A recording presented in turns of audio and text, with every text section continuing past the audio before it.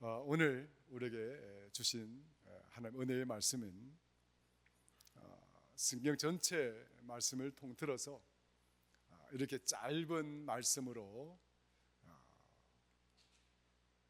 하나님의 크신 은혜와 사랑을 이렇게 잘 묘사를 해준 그런 말씀도 없다라고 할 정도로 너무 아름답게 또 굉장히 짧으면서 굉장히 함축적으로 하나님의 은혜와 축복의 말씀을 우리에게 전해주는 귀한 말씀이다, 이렇게 말씀을 드릴 수가 있습니다. 시편에 속해져 있는 말씀이라서 그런지 본문의 말씀은 마치 한 폭의 그림과도 같은 것이다, 이렇게 생각해 볼 수도 있습니다. 우리가 마치 눈앞에 아름다운 그림을 이렇게 펼쳐두고 그 그림을 감상하듯이 본문의 말씀은 그런 시각적이고도 또 그러한 어떤 청각적이고도 또 여러 가지 어떤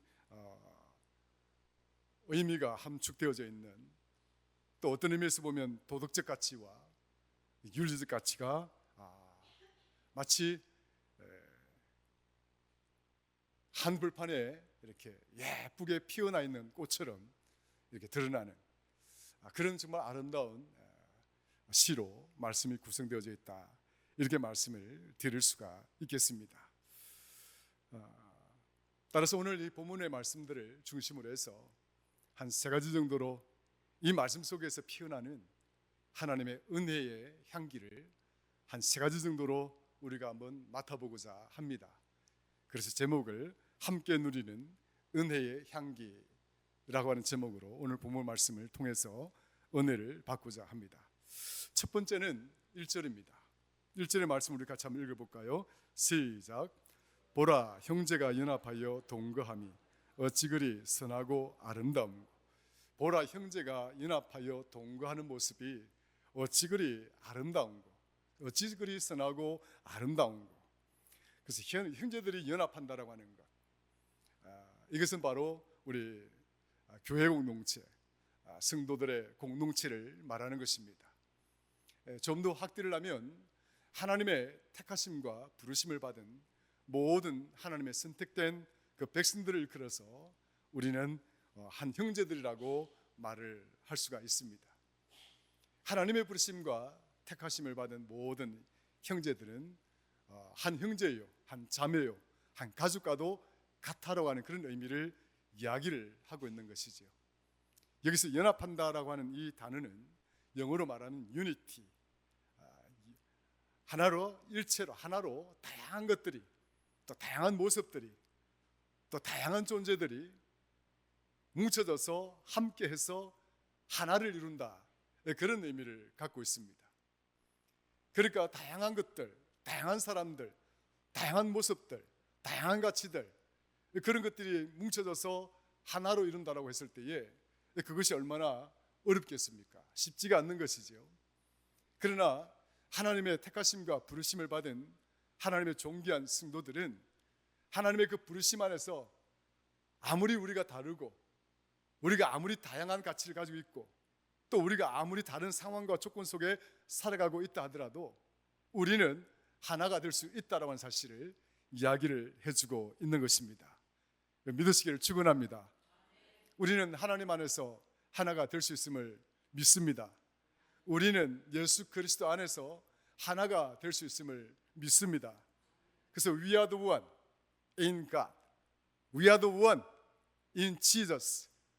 그죠? 우리는 하나님 안에서 하나가 되고 예수 그리스도 안에서 하나가 되고, 좀 더 우리가 의미를 더 부여하자면 성령 안에서 우리는 하나가 될 수가 있는 것입니다. 따라서 오늘 이 시간 하나님 은혜가 가득하여서 저와 여러분 모두가 다른 생각을 가지고 살아가고 있고, 또 다른 가치관 속에서, 또 다른 삶의 조건과 상황들 속에서 이렇게 살아가고 있지만, 정말 우리가 이 교회 안에서 우리가 한 가족으로 모여 예배하고, 또 한 가족으로 모여서 주의 귀한 부르심의 뜻을 이루어 나가고자 할 때 우리는 그 모든 것들을 뛰어넘어서 하나가 되는 그런 가족들일 수 있기를 주의 이름으로 축원합니다. 그래서 마음이 하나가 되고 생각이 하나가 되고 뜻이 하나가 되어진다고 한다면 우리는 하나된 모습으로 또 연합된 모습으로 하나님의 존귀한 뜻을 받들어갈 수 있는 그런 교회 공동체가 되어질 줄로 믿습니다. 이런 교회 공동체가 참 아름답다는 거예요. 이런 교회 공동체가 아름답다. 이런 공동체를 이루고 있는 성도들의 모임이 아름답다는 거예요. 그러니까 우리는 이런 아름다운 공동체가 되어져야 되고 이렇게 아름다운 선한 공동체가 되어져야 하는 것입니다. 그래야 오늘 본문의 말씀처럼 이런 하나님의 은혜의 향기가 피어오르는 그런 교회가 되어질 수가 있는 것입니다. 내 하나 때문에 또 우리 가정 하나 때문에 하나님의 그 은혜의 향기가 가리워지거나 그것이 그 향기의 통로가 막혀져 버린다고 한다면 얼마나 안타깝겠습니까? 오늘 저와 여러분 모두가 연합하여 하나된 모습으로 하나님의 선하신 뜻을 이루어 하나님의 그 은혜로운 향기를 함께 피어올리는 그런 복된 성도가 다 될 수 있기를 주의 이름으로 축원합니다. 두 번째로는 보배로운 기름의 은혜가 피어오르는 향기입니다. 한번 볼까요? 2절입니다. 같이 읽죠. 시작. 머리에 있는 보배로운 기름이 수염 곧 아론의 수염에서 흘러서 그의 옷깃까지 내림 같아 라고 했습니다.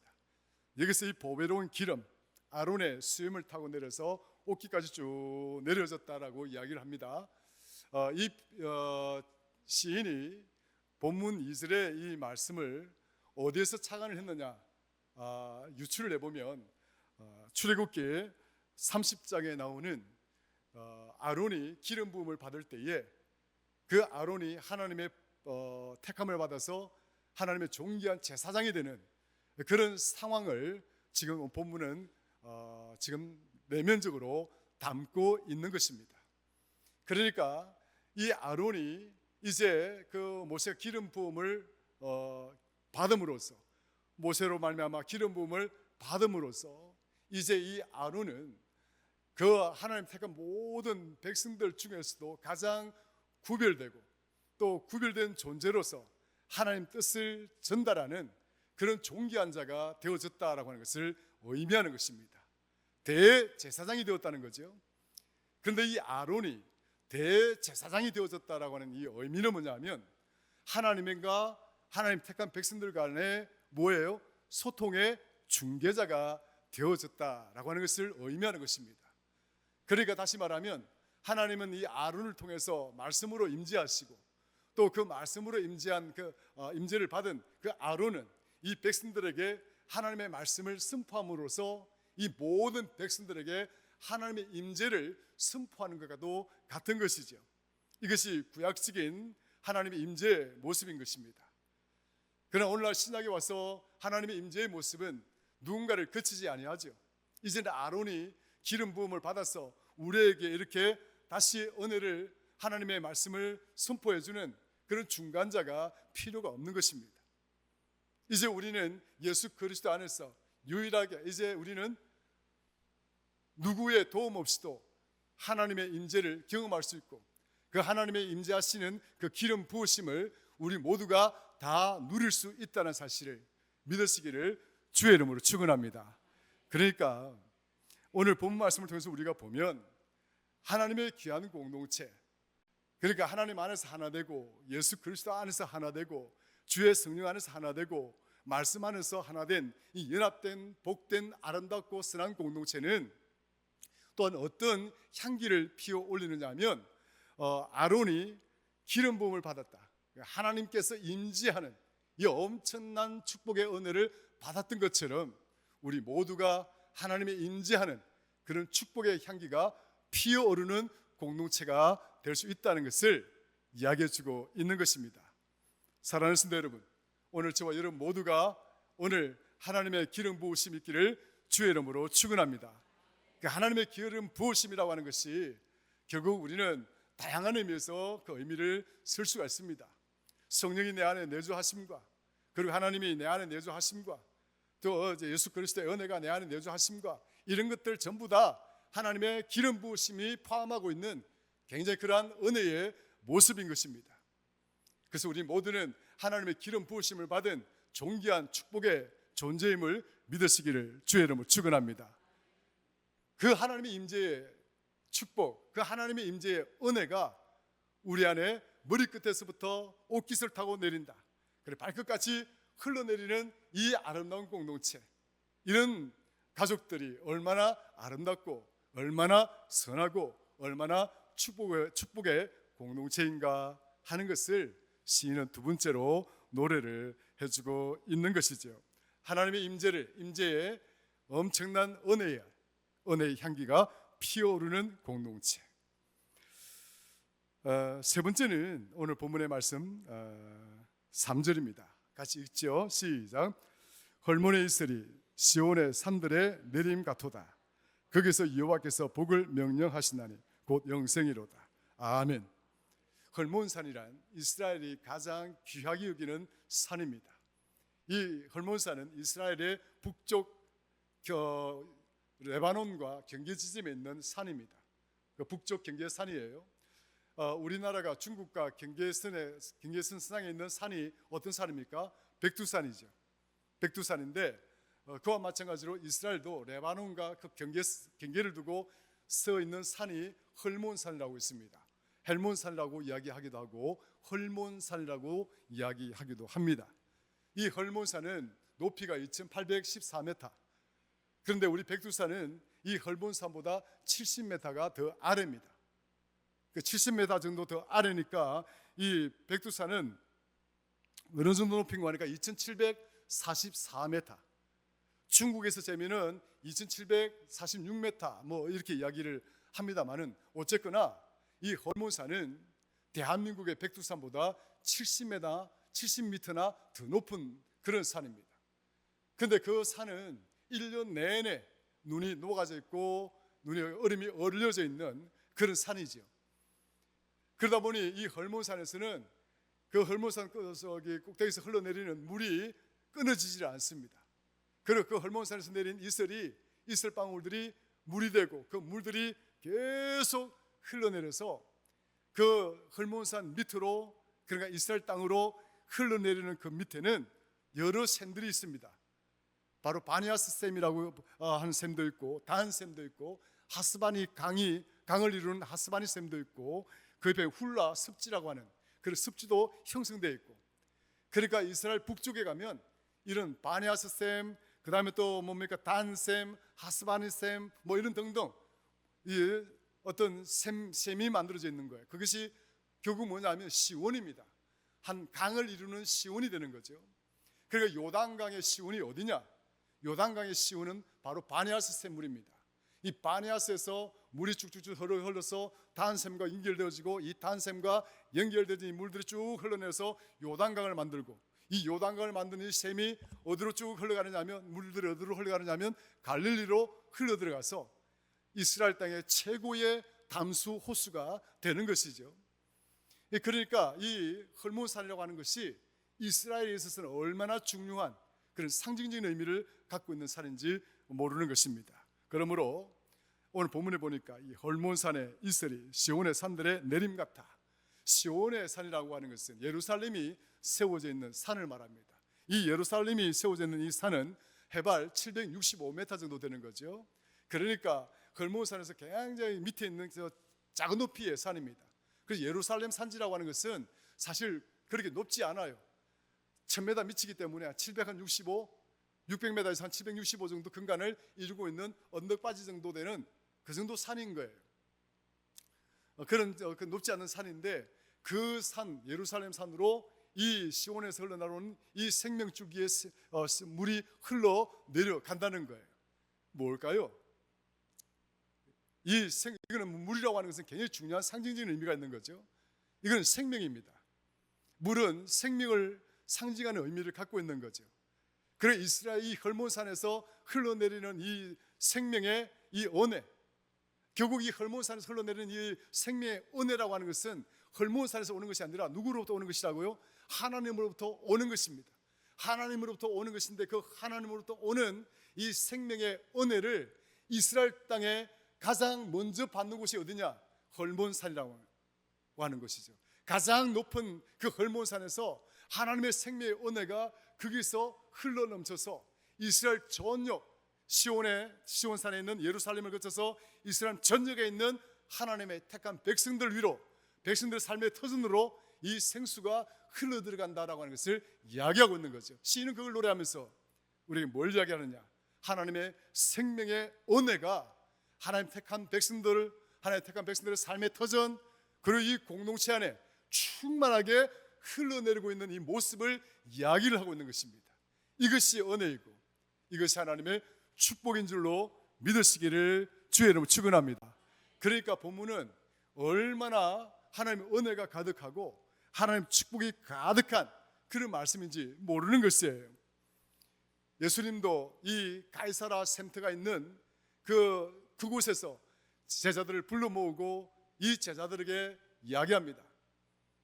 그곳에는 온갖 우상을 섬기는 우상신들도 가득하고 거기는 우상신을 섬겼던 그런 제단들도 있고, 바로 그 지경에서 예수님은 오히려 제자들을 불러놓고 예수님이 누군지를 묻습니다. 굉장히 아이러니하죠. 왜 그랬을까요? 그 이방신들이 울글울글거리는 그 제단 옆에서 왜 예수님은 제자들을 불러 모으고 제자들에게 내가 누구냐고 물었을까요? 베드로가 고백하기를 주는 그리스도시요 살아계신 하나님의 아들이다 이렇게 고백하지 않습니까? 믿으시면 다 아멘 하십시다. 할렐루야. 그렇습니다. 그 온갖 신들이 지배하고 있고 온갖 잡다한 것들이, 우상들이 절비한 그곳에서 주님은 이 모든 생명의 권한은 저기 보이는 너희는 우상들이 아니고 저기 보이는 귀신들이 아니라 누구라고요? 예수 그리스도다. 바로 생명의 권한되는 그 바니아스 샘을 두고 샘 곁에서 주님은 제자들에게 이 말씀을 묻는 것이에요. 얼마나 대단합니까? 그래서 주님은 그 복음을 선포하는 그 과정 속에서 생수와 관련된 비유를 말씀하십니다. 나는 영원한 생수이니라. 마시도 목이 마르지 않는 생수이니라. 영원히 목마르지 않는 생수이니라. 믿으시면 아멘 하십시다. 요한복음 7장 38절, 누구든지 목마르거든 내게로 와서 마시라. 나를 믿는 자는 성경의 이름과 같이 그 배에서, 이 배에서 생수의 강이 흘러 넘치리라. 할렐루야. 그렇습니다.